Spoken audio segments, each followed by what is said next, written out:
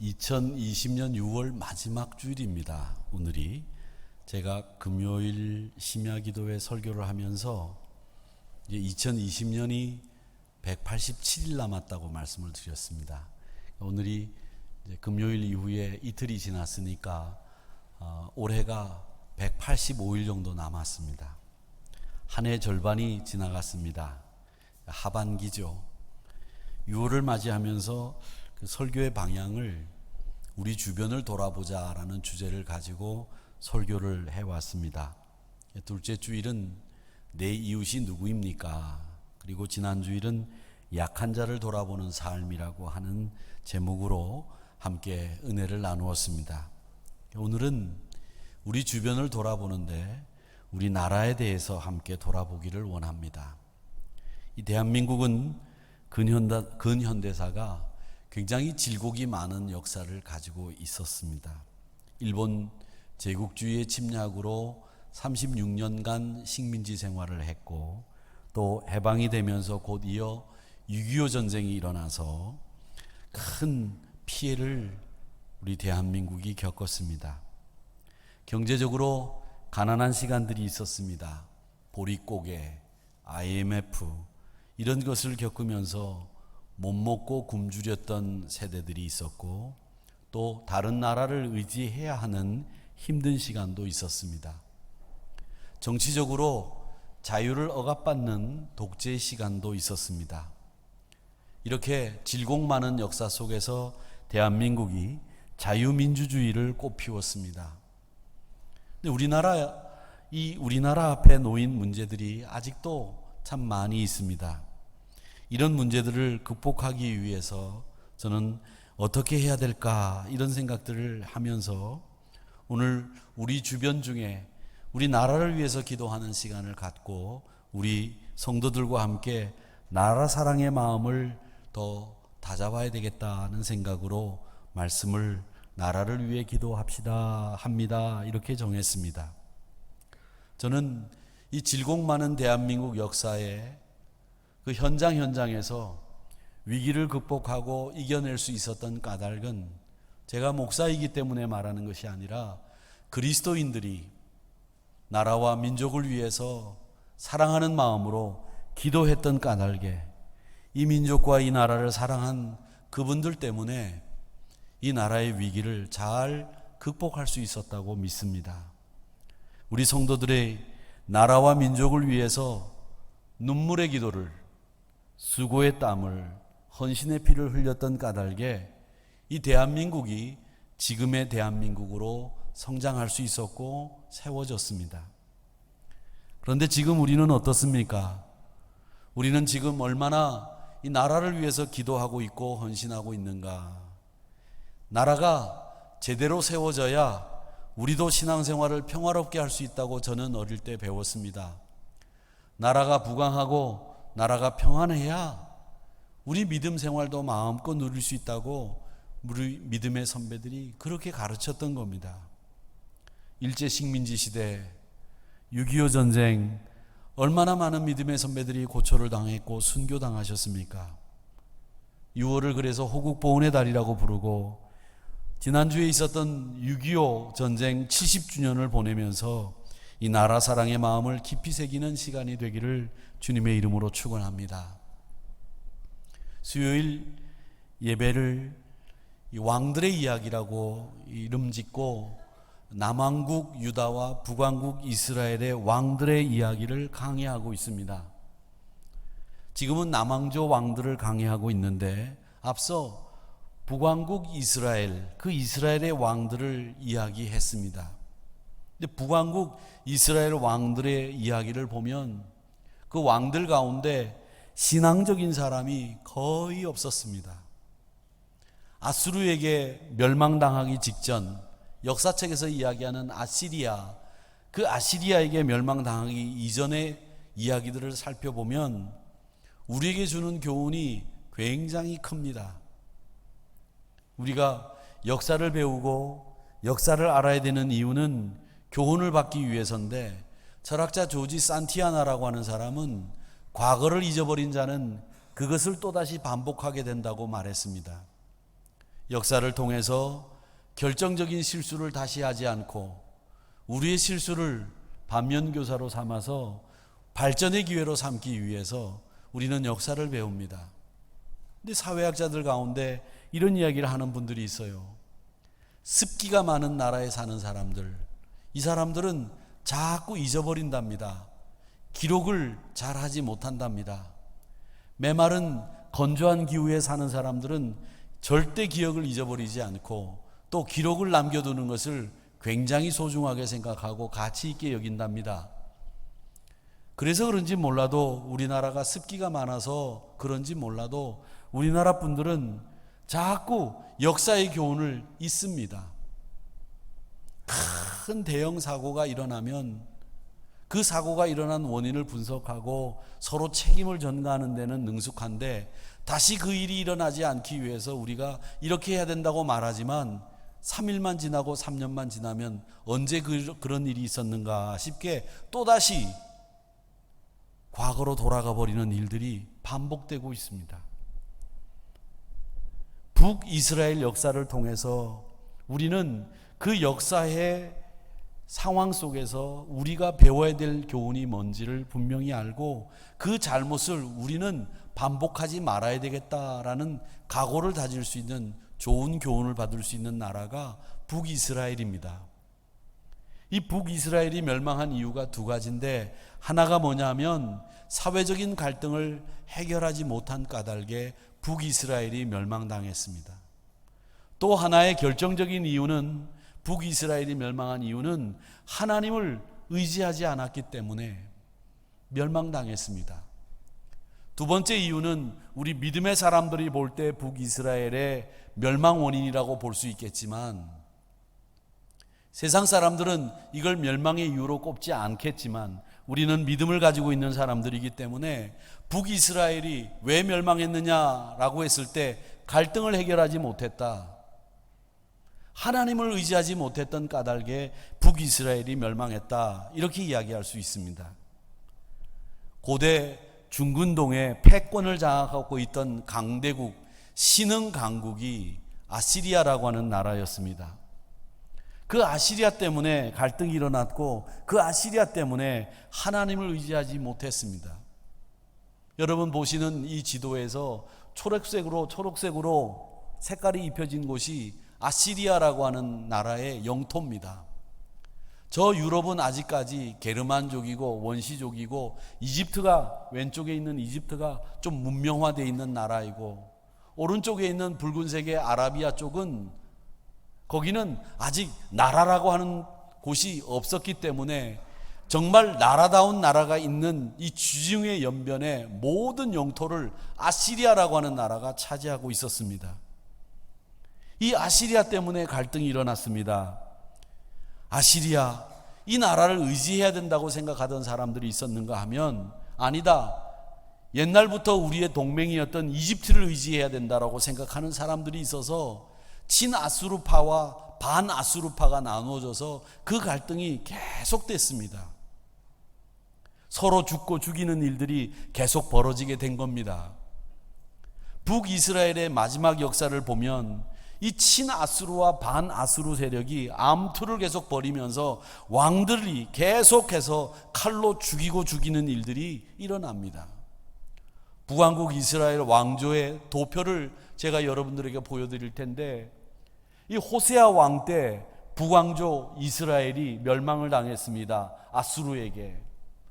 그때 그 아수르에게 멸망을 당할 때까지 살룸 왕부터 시작을 해서 계속 칼이라고 여러분 오른편에 가로 안에 넣어둔 이유는 칼로 죽이고 왕이 된 사람입니다. 칼로 전왕을 죽이고 칼로 왕이 된 사람들의 이야기입니다. 근데 보세요. 얼마나 많은 사람들이 칼로 왕위를 찬탈하고 왕이 되었는지 한번 보시기 바랍니다. 이 마지막 멸망할 때 살룸 왕으로부터 시작해서 호세아 왕까지 딱 한 명, 부가이아라고 하는 사람 한 명만 아버지로부터 왕위를 이어받았지 나머지는 모두가 다 칼로 왕위에 올랐던 사람들입니다. 이렇게 칼로 왕위에 올랐던 이유는 뭐냐? 나는 아수르 편에 서겠다. 너는 아수르 편에 안 서지? 아수르 편에 안 섰던 세력들이 아수르 편에 서 있는 왕을 죽이고 몰아내고 왕위를 찬탈하고 나라를 장악하는 일들이 계속 벌어진 겁니다. 강대국 앞에서 그 나라를 의지해야 된다고 아니면 의지하지 않아야 된다고 하는 의견 대립의 갈등들을 계속 유지하면서 나누어지니까 나라를 잃고 멸망하는 결과까지 초래하게 된 겁니다.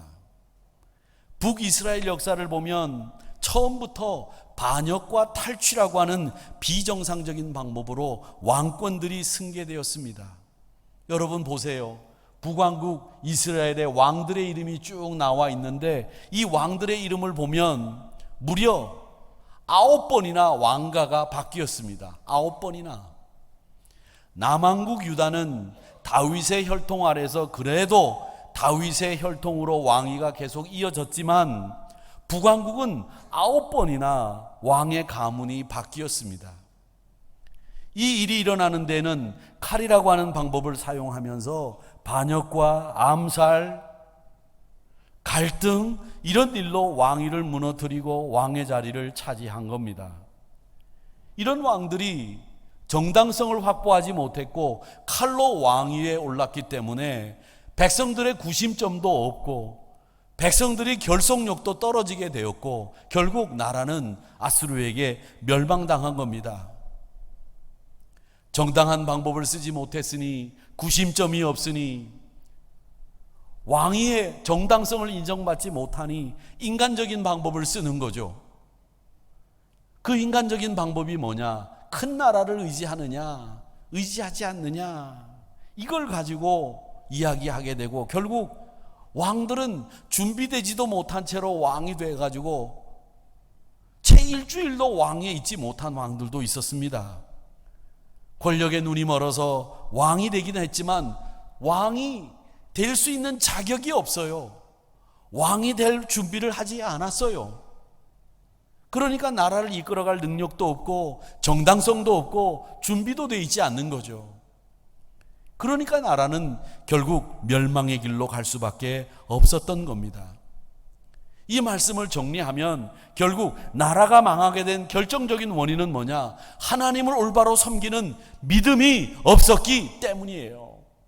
하나님을 올바로 섬기는 믿음이 없었다는 거죠. 왕도 이스라엘 백성들도 하나님 앞에 올바로 서지 않았기 때문에 악한 술수, 악한 방법이 가득하게 된 겁니다.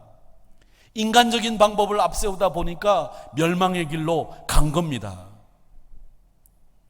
이렇게 왕위를 차지하는 것이 정당합니까? 이게 정상적인 방법입니까? 아닙니다.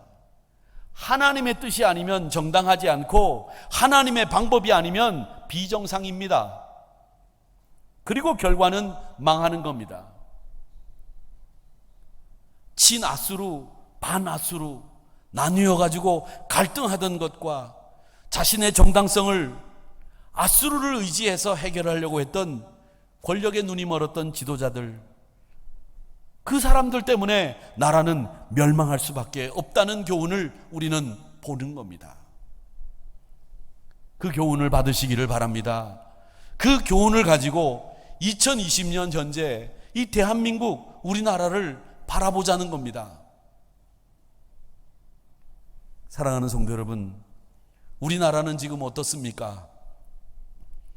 북이스라엘 그 나라가 친아수르, 반아수르 갈등을 겪었던 것보다 더 많은 갈등을 이 대한민국이 지금 안고 있습니다.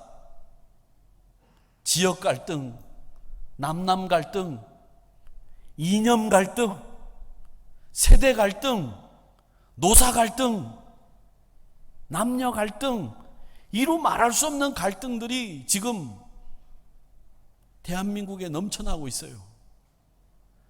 마치 저는 이 대한민국이 지금 갈등을 만들기 위해서 혈안이 된 나라 같아요. 그런데 우리가 기억해야 될 것은 이스라엘이 멸망할 때 그 사회적인 분위기가 갈등이었다는 겁니다. 갈등의 문제를 제대로 처리하지 못하는 사회는 건강하지 못한 사회입니다. 마찬가지로 개인도 그렇습니다. 갈등의 문제를 가정이나 개인이 제대로 처리 못하면 그분 건강하지 못한 거예요. 그 갈등의 문제를 만나면 한 걸음 뒤로 물러서서 그 갈등을 일으킨 소지에 대해서 원인도 분석해보고 그 갈등을 어떻게 평화롭게 해결할 것인지 해결점도 좀 찾아보고 한 발짝 뒤로 물러서서 관조하면서 그 갈등이 우리에게 유익한지 유익하지 않은지 어떻게 하면 화평을 이루어낼 수 있는지 이런 것을 생각해야 되는데 그런 생각이 지금 우리 사회는 없는 것 같아요. 다들 너도 나도 갈등을 불러일으키는데 혈안이 돼 있습니다. 그 이유는 뭐냐? 그 중심에 이권이 있어요. 물질이 있단 말이죠. 자기 이권과 물질에 개입되어 있으면 갈등도 마다하지 않고 들고 나서는 거예요. 그 갈등을 해결하기 위해서 물질로 이권으로 해결하다 보니까 이 세상이 썩는 거죠. 새벽마다 6월 고린도전서를 가지고 말씀을 나누고 있습니다. 고린도 교회가 처한 여러 가지 문제들에 대해서 답을 주고 있는 책이 고린도전서입니다.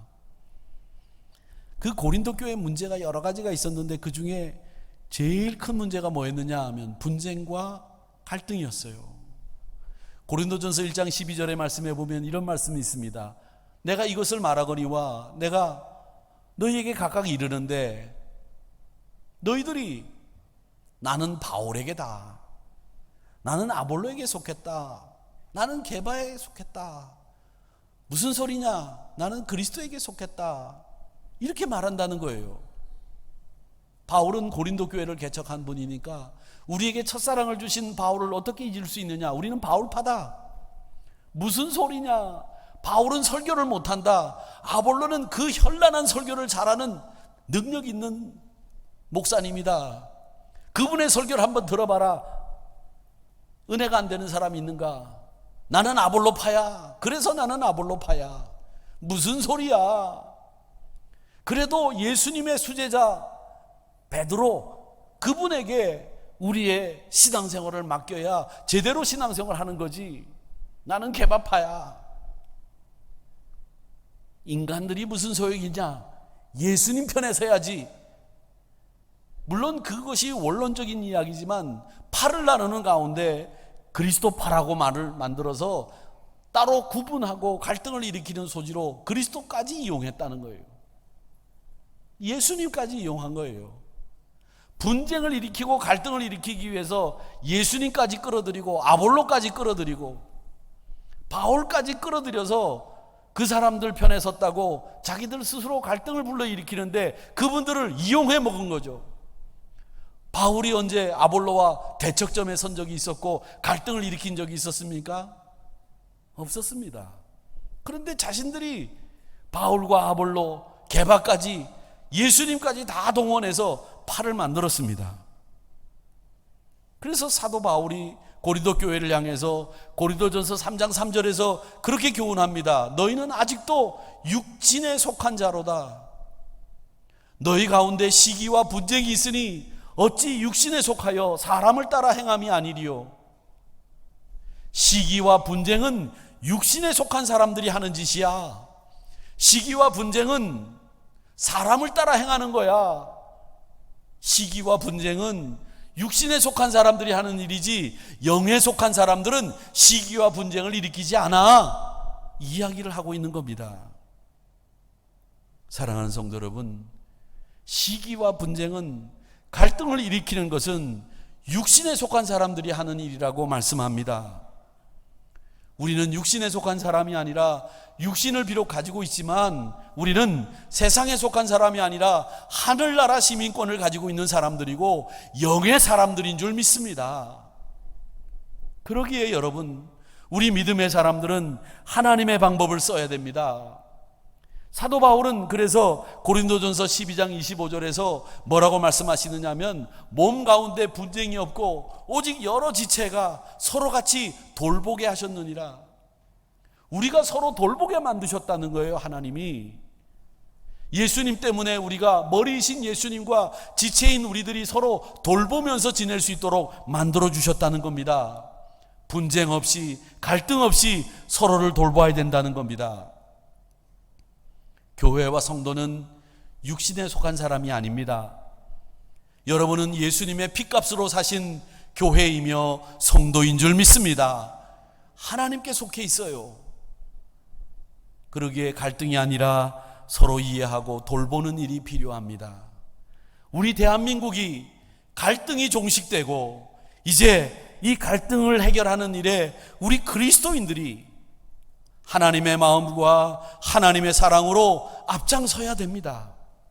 하나 되게 하고 화평하게 하는 일, 그것이 우리의 사명이라고 하는 것을 여러분, 이 나라를 위해서 기도할 때마다 잊지 마시기를 바랍니다. 얼마 전에 뉴스에서 한국이 스위스 국제경영개발원이라고 하는 곳에서 국가 경쟁력 순위를 발표했는데 작년에는 28위였는데 올해 23위로 5계단 상승했습니다. 그 5계단 상승한 이유가 코로나 바이러스에 대한 전 국민적인 대처, 이 긍정적인 평가가 우리나라를 국가 경쟁력에서 순위를 상승시키는 요인이 됐다고 합니다. 여러분, 대한민국은 저력 있는 나라입니다. 전쟁의 아픔을 딛고 이만큼 수준 높은 경쟁력을 가질 수 있는 나라는 세계에서 이 나라 말고는 다른 나라 없습니다. 그런데 이 대한민국은 아직도 우리 주변에 강대국들이 존재합니다. 미국과 중국이라고 하는 초강대국 사이에 여러 가지 고민이 많은 나라가 대한민국입니다. 우리나라 역사 5,000년을 보면 중국의 영향력을 받지 않은 때가 없었어요.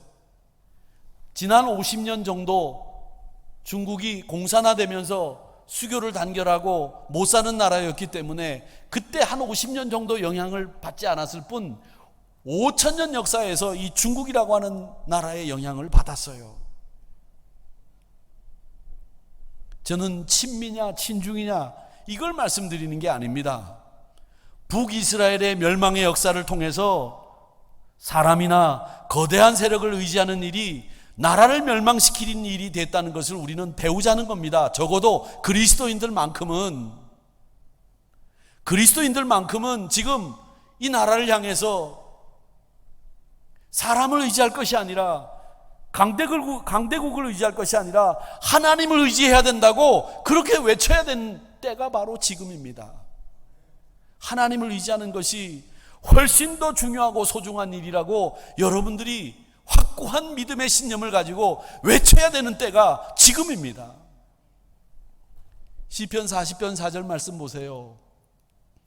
여호와를 의지하고 교만한 자의 거짓에 치우치는 자를 돌아보지 아니하는 자는 복이 있도다. 중간에 말을 다 빼고 앞에 말과 뒷말만 빼보세요. 여호와를 의지하는 자는 복이 있도다입니다. 여호와를 의지하는 나라, 여호와를 의지하는 민족, 여호와를 의지하는 그 백성은 복이 있는 줄 믿습니다. 그걸 우리는 선포해야 된다는 거예요. 거대한 나라, 초강대국 의지하기보다 하나님을 의지해야 우리나라가 복이 있습니다. 이걸 기도하고 이걸 외쳐야 되는 것이 우리 성도들의 몫입니다. 근현대사의 많은 일들을 이겨내고 지금의 위치까지 이 나라가 올 수 있었던 것은 우리가 하나님 앞에 기도하는 민족이었기 때문입니다. 이 땅에 수많은 교회들이, 이 땅에 수많은 기도원들이 나라와 민족을 위해서 구국의 기도를 드렸기 때문에 대한민국이 이만큼 된 거예요. 안 믿는 사람들이 뭐라고 해도 우리 성도들은 이런 확신을 가져야 돼요. 우리나라는 성도들의 기도를 통해서 하나님께서 지켜주신 하나님의 나라입니다. 그래서 저는 이 땅의 위정자들이 하나님을 의지하도록 그렇게 기도하는 성도들과 교회가 많아졌으면 좋겠어요. 신문을 보면서 며칠 전에 보니까 제일 반가운 뉴스가 제 눈에 확 띄는 거예요. 그게 뭐냐? 이번에 개원한 국회의원들 가운데 예수 믿는 국회의원들이 기도회를 열고 나라를 잘 다스리겠다고 하는 국회의원들, 그 기독 국회의원들이 기도회를 열고 같이 사진을 찍은 것이 신문에 실렸는데, 제가 그걸 보고 정말 오래간만에 보는 정말 좋은 뉴스다라는 생각을 했습니다. 이 땅에 하나님의 나라가 이루어질 수 있도록 모든 국민들의 가슴마다 피 묻은 그리스도를 심으시기를 주의 이름으로 축원합니다. 갈등이 해결되고 하나님을 의지하는 것이 이 나라를 살리는 길입니다. 지난 목요일 6.25 전쟁이 일어난 지 70년이 지난 해입니다. 전쟁의 참혹한 경험, 혹독한 그리고 잔인한 공산주의 세력의 침략 앞에서 우리나라를 지켜내야 된다고 생각하시는 분들이 총칼을 들고 나가서 이 나라를 지켜냈습니다. 지금 보세요.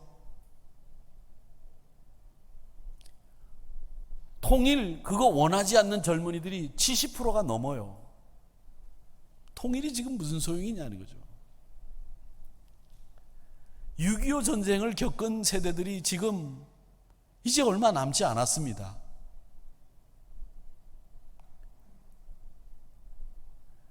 이런 세태 속에서 이 대한민국이 이제는 우리가 누리고 있는 이 자유라고 하는 가치마저도 부정하는 사람들이 있다는 것이 통탄할 일이에요.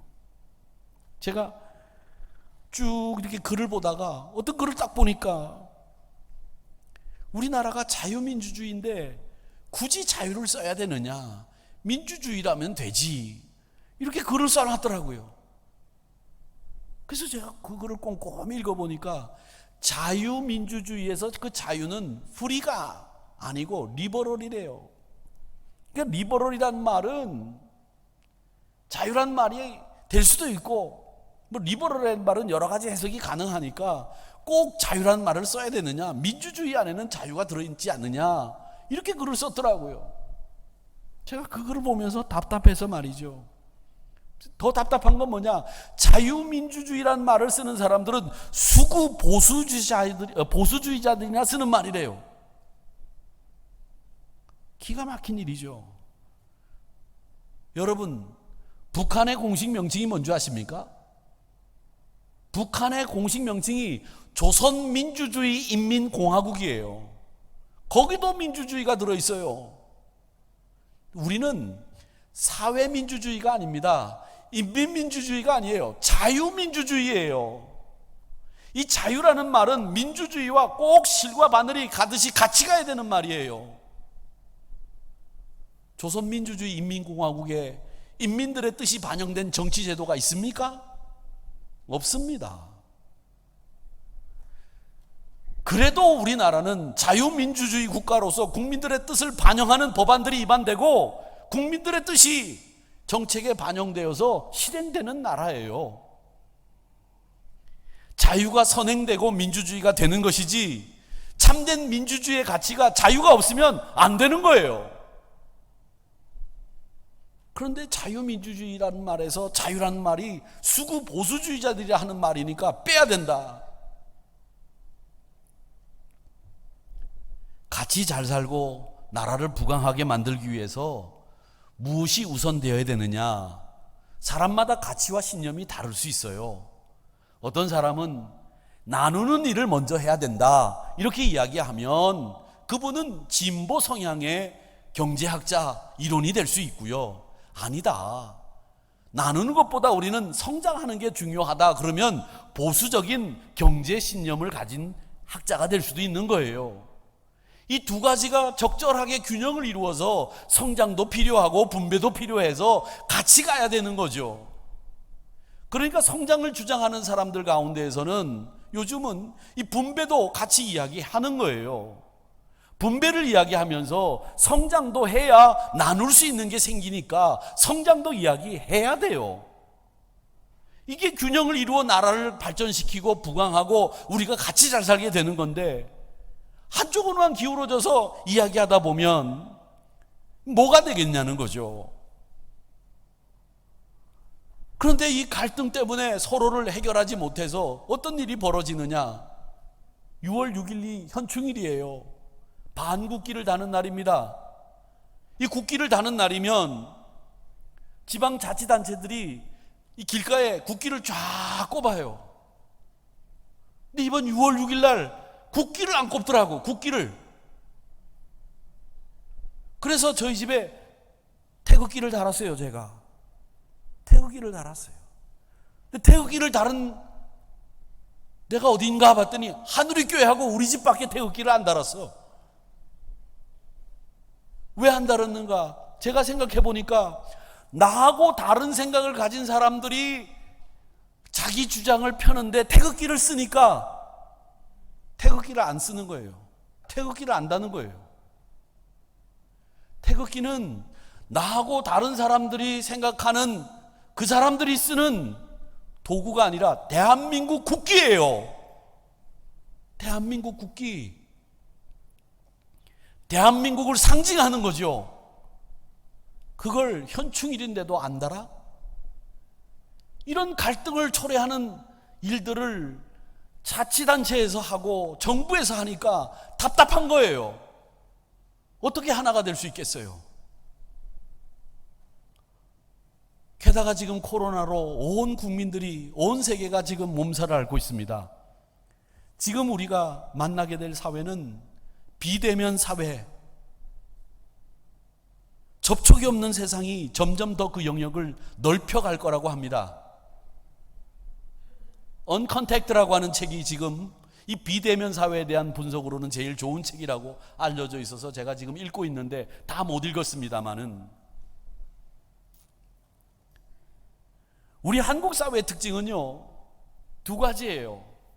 하나는 끈끈함이고 하나는 빨리빨리예요. 이게 한국 사회를 지금까지 이끌어왔던 큰 특징이에요. 그런데 이 끈끈함과 빨리빨리, 이게 비대면 사회하고는 안 어울려요. 이 비대면 사회라고 하는 것은 코로나 바이러스에 걸리면 죽는다라고 하는 불안, 그리고 비대면 사회가 가지고 있는 편리함, 이것 때문에 만들어졌어요. 여러분들이 영상으로 지금도 예배를 드리는 우리 한우리 성도님들이 계시겠지만, 영상으로 드린 한우리 성도님들이 저에게 와서 이실직고하기를 뭐라고 하느냐?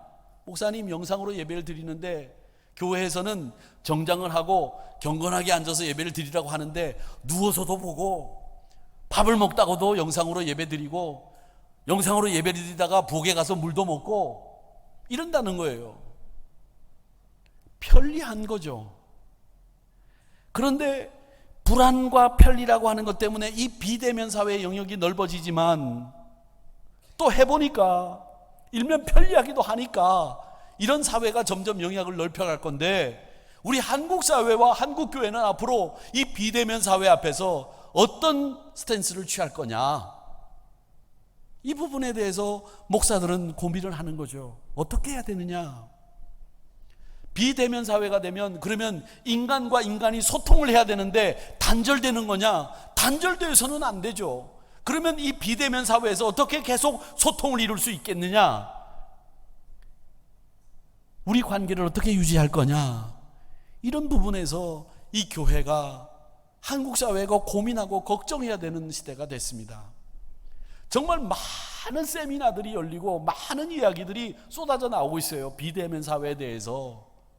그런데 정작 우리가 이런 갑갑한 상황에서 하나님을 의지하는 신앙의 기본기로 돌아가자고 얘기하시는 분들이 별로 없어요. 우리 믿음의 선배들이 우리에게 물려준 그 신앙의 기본기, 그걸로 돌아가야 된다고 하는 이야기를 안 한다는 거죠.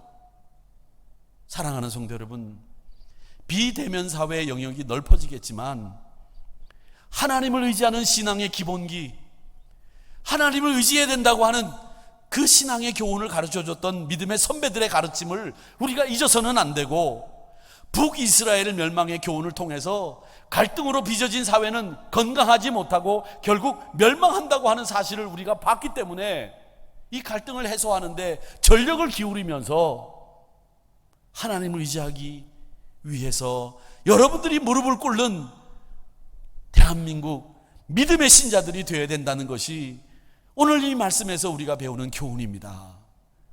사랑하는 성도 여러분, 오늘 시편 33편 12절 본문의 말씀 보십시오.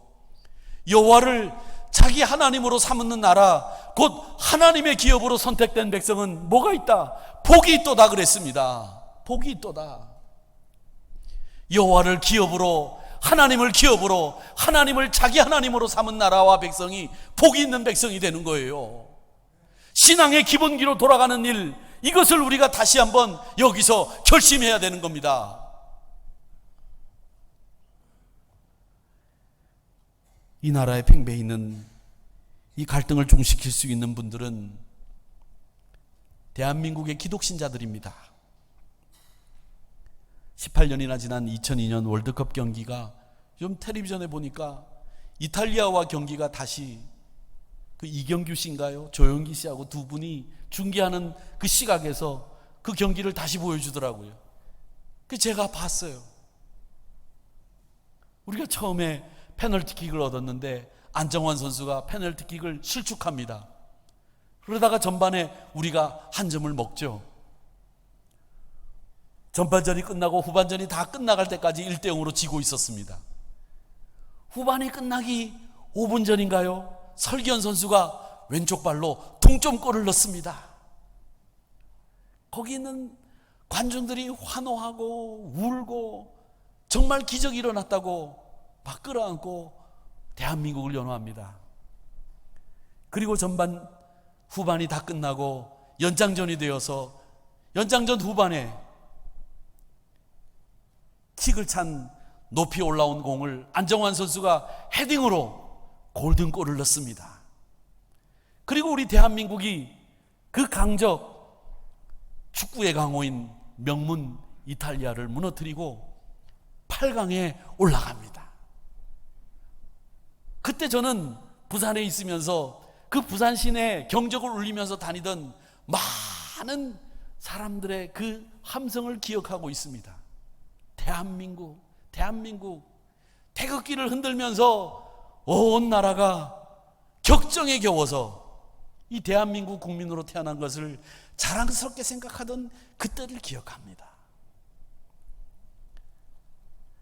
백두산에서 한라산까지 우리나라 영토를 복음 들고 마음껏 누릴 수 있는 날이 오기를 위해서 우리 선배들이 기도했듯이 우리도 이 대한민국을 위해서 기도하고 이 대한민국이 통일되기 위해서 우리가 몸부림쳤는데 다음 세대들은 통일이 되는 것을 그렇게 원하지 않는다고 하니 우리가 그들에게 무엇을 보내줄 것이고 무엇을 넘겨줄 것인가, 이런 생각을 해봅니다. 저는 이 대한민국을 사랑합니다. 여러분도 그러실 겁니다. 이 대한민국, 사랑하는 대한민국이 하나님을 더욱 의지하는 나라가 되기를 저는 소망합니다. 그리고 이 많은 갈등들을 해결하는데 우리 대한민국의 기독신자들이 무릎을 꿇고 이 갈등을 해결하는데 앞장설 수 있도록 도와주세요. 그렇게 기도해 주시기 바랍니다. 나라와 민족을 위한 이 기도를 쉬지 않았던 선배들의 신앙 열정을 우리가 계속 이야기하기 원하고 다음 세대들에게 넘겨주기를 원합니다. 특별히 이번 한 주간 동안 이 나라와 민족을 위해서 뜨겁게 기도해 주시기를 간곡히 부탁드리면서 대한민국은 분명히 이 위기를 극복하고 다시 일어서게 될 줄로 믿습니다. 왜? 우리가 기도하는 하나님이 우리를 버리시지 않았기 때문입니다.